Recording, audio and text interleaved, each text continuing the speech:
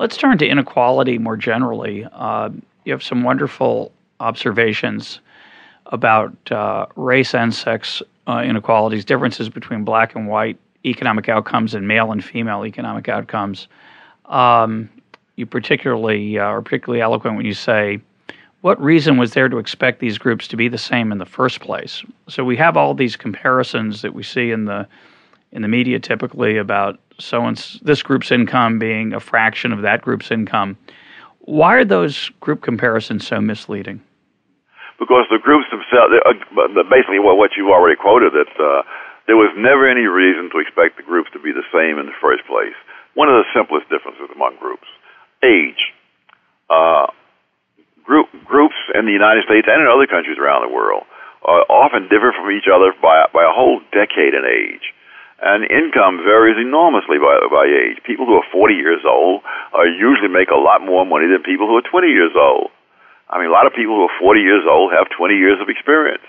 Nobody who's 20 years old has 20 years of experience. Again, something just very mundane, and yet those differences are very important. If you look at cultures, and I have a trilogy on race and culture, the cultures are all very different. They're different even across racial lines. That is, it was pointed out long before people were concerned about black-white differences that white Southerners and white Northerners had very large differences in things like literacy, violence, rates of illegitimacy, etc. All the things which today people point out as differences between blacks and whites nationwide were pointed out before the Civil War as differences between white Southerners and white Northerners.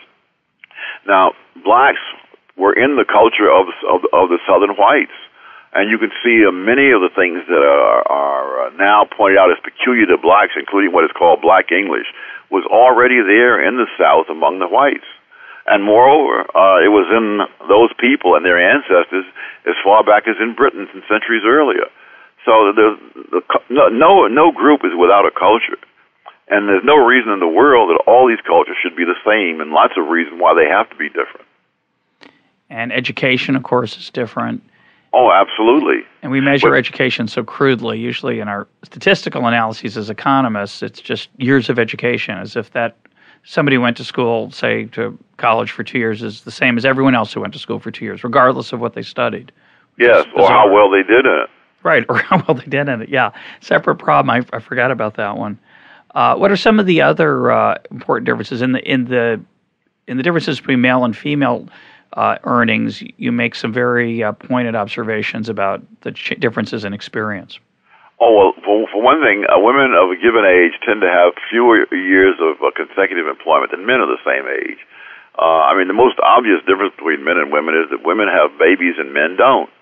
And that's not a small thing, and it's not of small importance, otherwise the human race would die out. It's one of the rare empirical observations that I think is pretty ironclad. It's hard to argue with that one. Yes. But it's very different from understanding a particular fact and understanding the implications of the fact. Someone pointed out, Newton wasn't the first man who saw an apple fall. He was just the first man who understood the implications of it. That's a great point.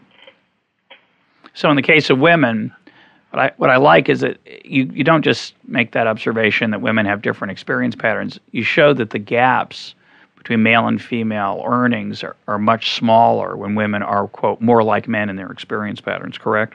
Oh, absolutely.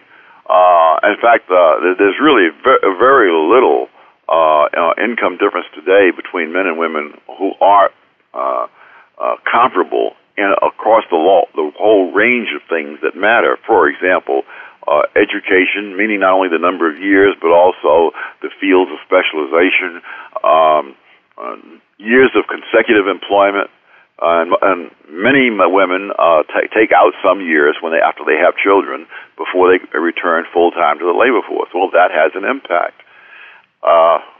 The choice of fields matters also, because if women know that they're going to have to stay out of the labor force for a few years, then it matters whether you're in an occupation where you can stay out a few years, come back and resume, or you're in an occupation where the occupation itself is changing so profoundly and so fast that when you come back 5 years later, you're at a huge disadvantage where there's been, for example, technological change, or in the law where the laws on taxes or whatever have changed tremendously since the last time you practiced law, and are going to keep on changing.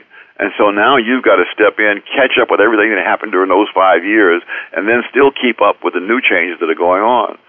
Military technology, computer technology, and so forth.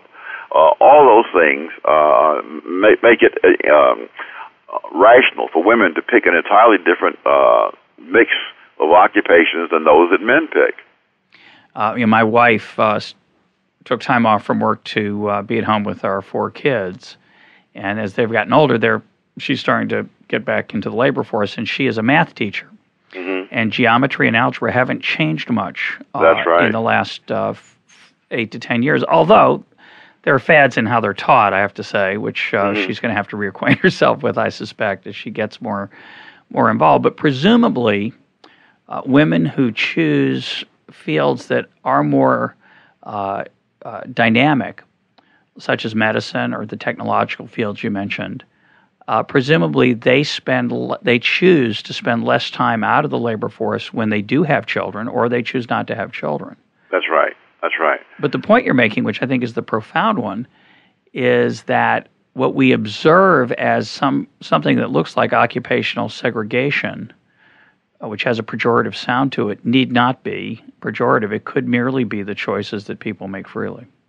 There's also the question of hours of work as well, and the predictability of the work. As I mentioned in the book, lawyers, for example, if you're an attorney for some major national or international law firm, and there's suddenly a multi-billion-dollar lawsuit springing up at one of the branches, 5,000 miles away, and you're the expert on that field, then you're just going to have to go 5,000 miles away on short notice and stay there until such time as that lawsuit gets settled.